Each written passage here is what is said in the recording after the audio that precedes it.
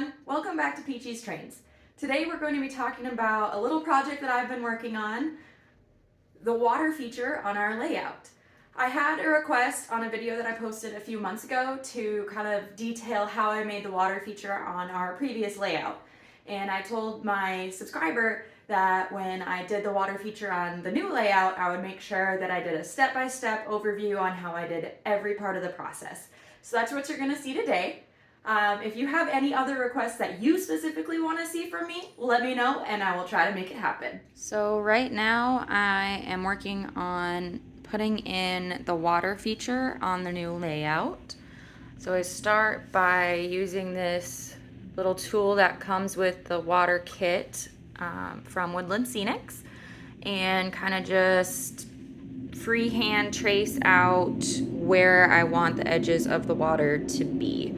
So next what I'll do is use a sponge brush to wet down the grass mat and then scrape away the grass. And that'll give us a nice base so I can put the watercolor base color underneath. All right, so here I just have some water and like I said, I just use a little sponge brush. And what I'm gonna do now is just wet down the area really good that I want to scrape away. All right, so here I have the area wet down that I want the water feature to be.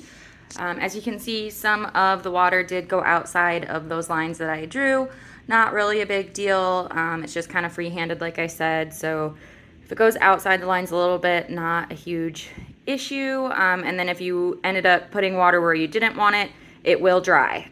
So don't worry about that also. So we're gonna scrape it and I'll show you what that looks like here also.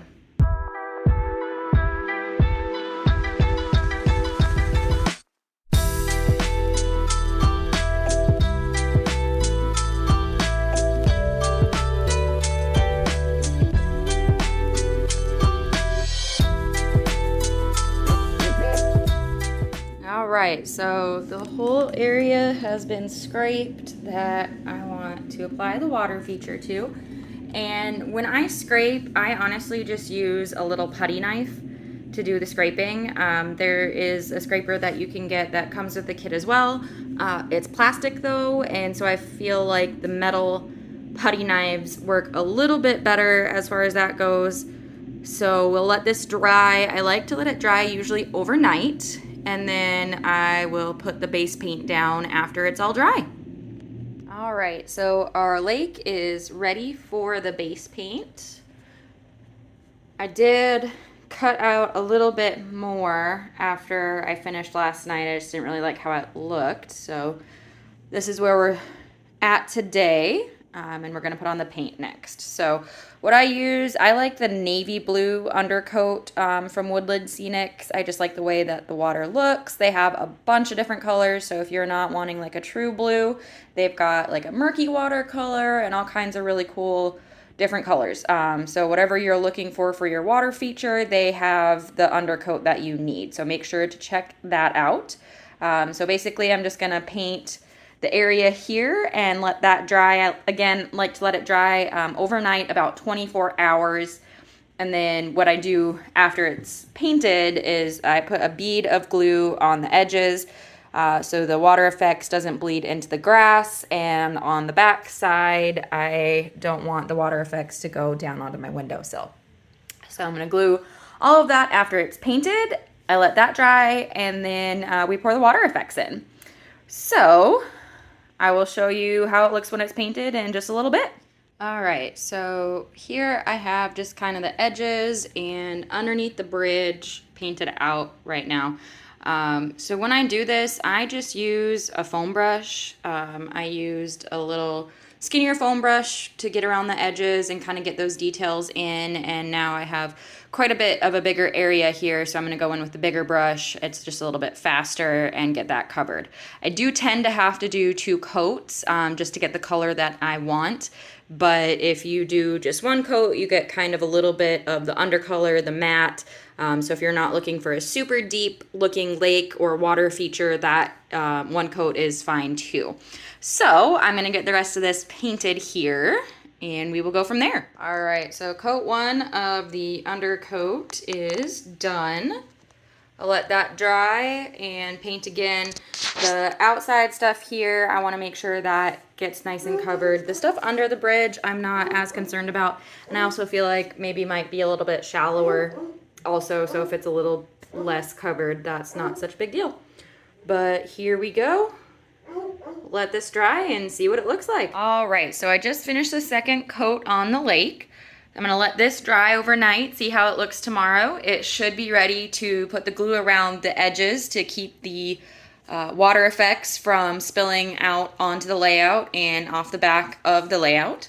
After that glue is down and dry, we'll be able to pour on the water effects, and then we can kind of design the lake from there, put in the dock. I have some canoers, make some ripples and all of that good stuff. So we are well on our way with our water feature. All right, so the second coat is done on the lake. So we're going to glue around the edges to keep the water effects from running all over the place. So I just use regular scenic glue and take it all the way around the edges.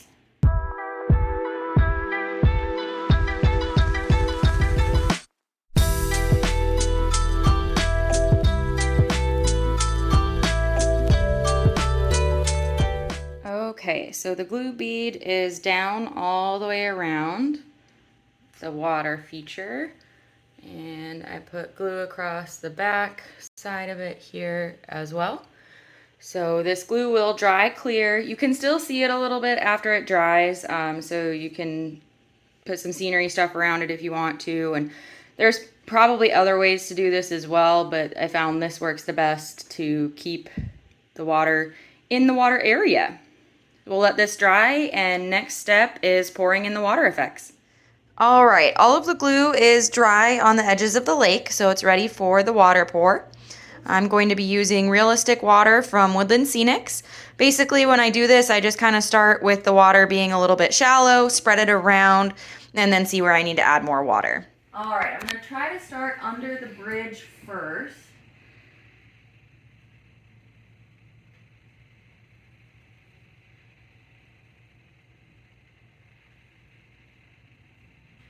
So I'm going to use a sponge brush to get the water to go where I want it to. This is not the same sponge brush that I was using to paint because I want to keep the good brush clean for painting.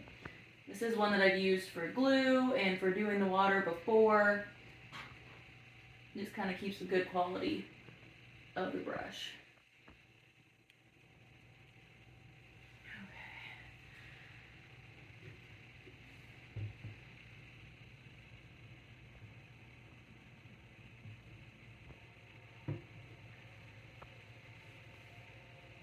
And like I said, I'm just trying to get under here first.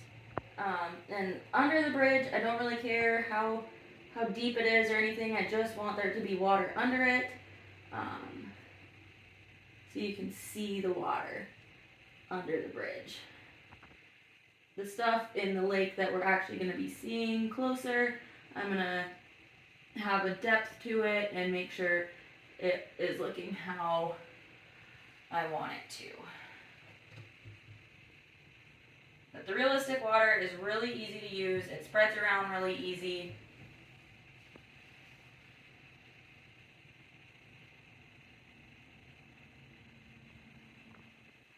For the most part.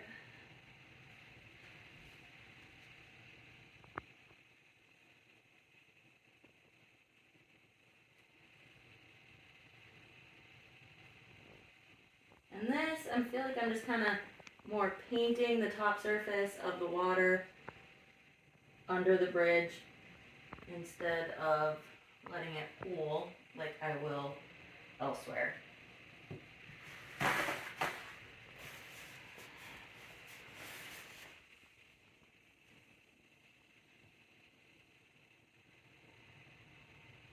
The nice thing about the realistic water too is that one of these containers lasts quite a bit. I have done the previous water feature on our other layout with this bottle, as well as my dad's layout, plus now this layout. So it definitely goes a long way, definitely worth the money for that. Alright, so I've got all the stuff pretty much under the bridge the way that I want it. Just gonna kind of pour this across the lake here.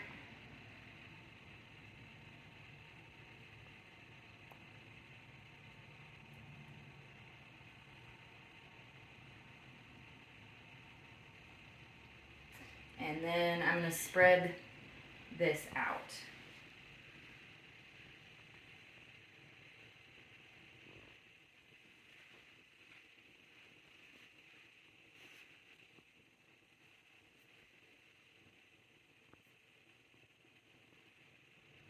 And as you can see, even on the edges where it's getting close to the glue is doing its job and keeping it in the painted area. It's not spreading out into the grass part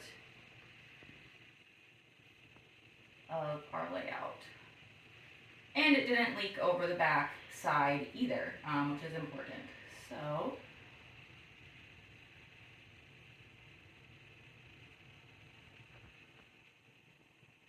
and you just kind of want to gently pull the realistic water where you want it to go in the layout.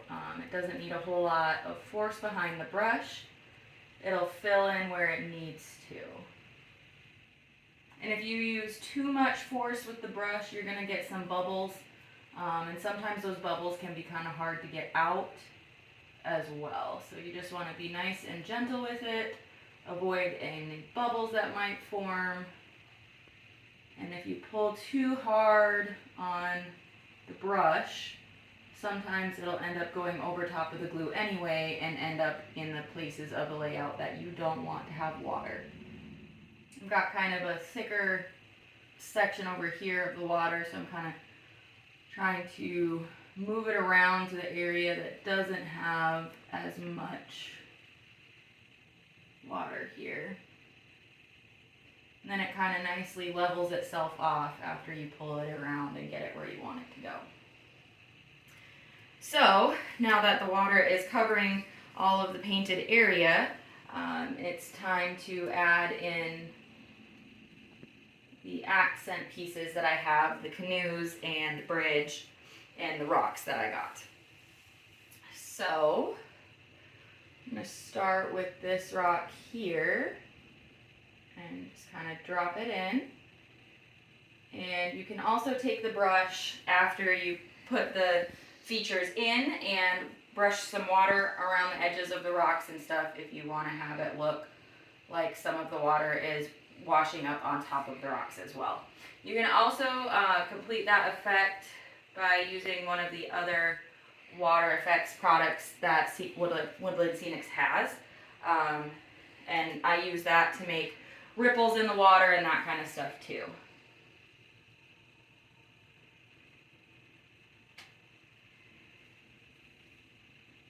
Alright, so all the realistic water is in the lake now. I did have a little area where the bead of glue wasn't quite thick enough to keep the water from running, so I do have a little area that it ran over into the grass. But it's really easy to fix. I'm just going to let it dry and put some loose grass over it, maybe put some foliage over that area, and you'll never know what was there. So we'll let this dry and then see how it looks dry, make our plans for that area that kind of seeped over a little bit, and see what type of water movement effects that I want to put on top. When I was working on this water feature, I did have an area where the realistic water did end up leaking out over top of the glue bead that I put around the perimeter of the water. I think part of it was because it wasn't maybe completely level, and I don't think the glue bead that I did was big enough in that area to keep it from overflowing. But I just took some grass and glued it down over top of it. You can still see some areas where I need to kind of patch up a little bit. But I also decided that I kind of like the look of the new grass versus just the grass mat around the water feature. So I'm considering actually putting that grass all the way around my lake stream area.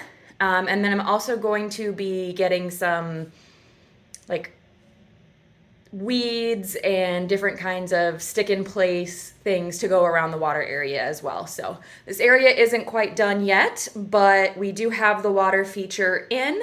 So if I do any more updates, I will be sure to show you guys. So this is the water feature I put on my dad's layout.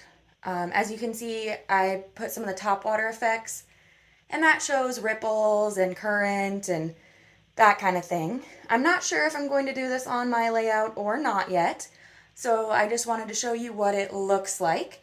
And if you have questions on how I achieved this look, let me know in the comments.